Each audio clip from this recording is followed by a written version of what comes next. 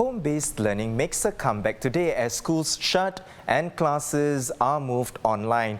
Well, a less than smooth start though, with some students having trouble accessing the Student Learning Space portal in the morning. That's right, but the Education Ministry said the online system has since been restored to normal. Well, the Student Learning Space had also experienced similar issues in April last year, if you recall, when hundreds of thousands of students tried to log in for HBL. All primary, secondary and junior college students, as well as those from Millennia Institute and special education schools, have begun full HBL, which will last until May 28th when the June holidays begin.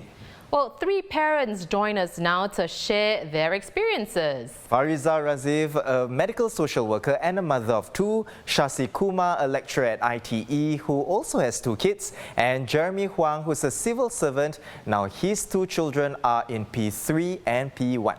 Fariza, let's start with you first. You know, it's your first time managing HBL for your son who's in primary 1. You also have a little girl in kindergarten. So how was the first day for you and your family, getting used to these whole arrangements? So for us, I think it's quite a difficult position because I have to work at work. I cannot work from home. So it was quite a lot of anxiety for myself and my husband. But we've prepped my son that we're going to do this, and we actually came up with a timetable for him to look through what he has to do for HBL. Yeah. Conversely, Shasi, Jeremy, you guys should be pros now, right? Since your kids went through the same thing last year. Fewer teething problems this time around, we hope. Shasi, why don't you go first?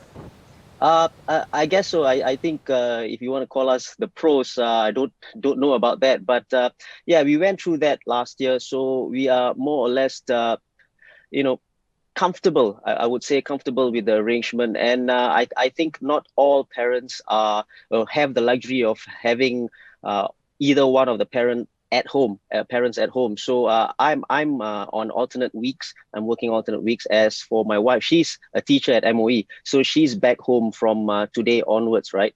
And yeah, she has got to handle the two kids as well as teaching her kids, her school kids on HBL. So she's got to handle that part. But from next week when I'm at home, then I can help her out a little bit.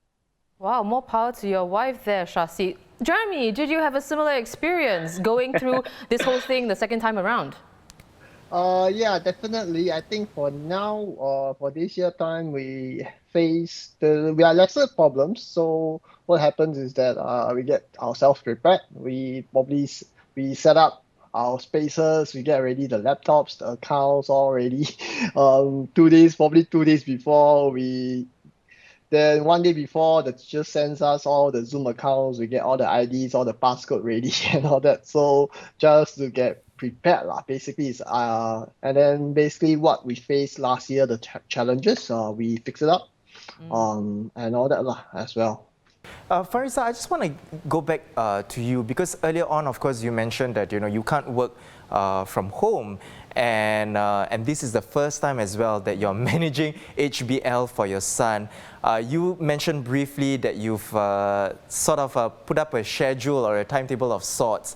If you could share with us a bit more on that, on other things that you have done as well, because on one hand you're managing HBL, and then on the other hand with work, and then maybe on the other side as well, your duty as a parent. Tell us more. How do you manage all these things? Yeah, so it is really indeed quite a challenge. There's a lot of things, and it was very different from circuit breaker last year when I was at home, actually still finishing up my studies. So now that I'm back at work, the parenting part, I think my husband and I really need to be in sync. We need to know that we need to work together.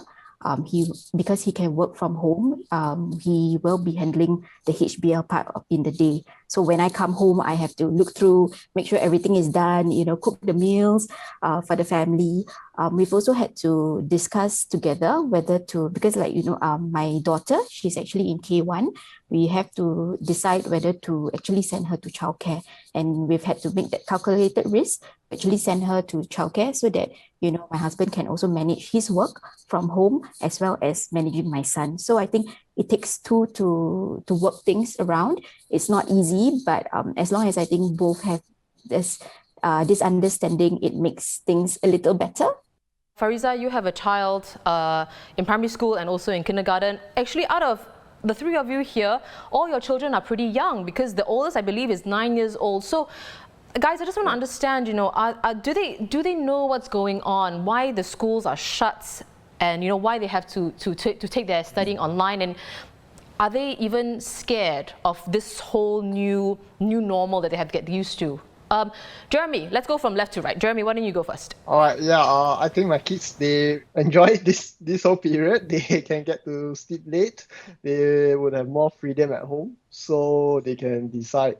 After what they have done during the classes, they can decide what they want to do. They can ask permission and all that.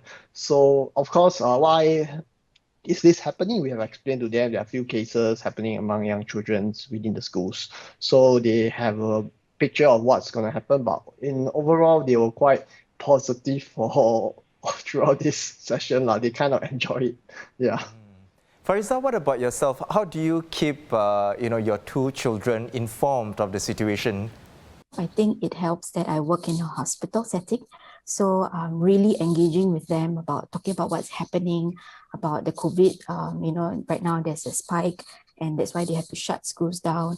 I think it's hard for the kids as well as the parents. I think sometimes we forget that kids also go through a hard time, not being able to meet their friends, not being able to go through the normal routine. Especially for my son, he just started primary 1, a lot of adjustment, and then now back to HBL. In fact, yesterday my daughter she cried before she went to sleep because she said that she wanted COVID to go away so we don't have to wear the mask on. So I think it's taking a toll on them. But as parents, I think we just need to, as best as possible, keep them informed, encourage them, and make the best out of the situation. Yeah. Well said. Yeah, well said, Fariza. So, Shasi, how about you? How have you tried to communicate this whole pandemic or this whole, new normal to your children?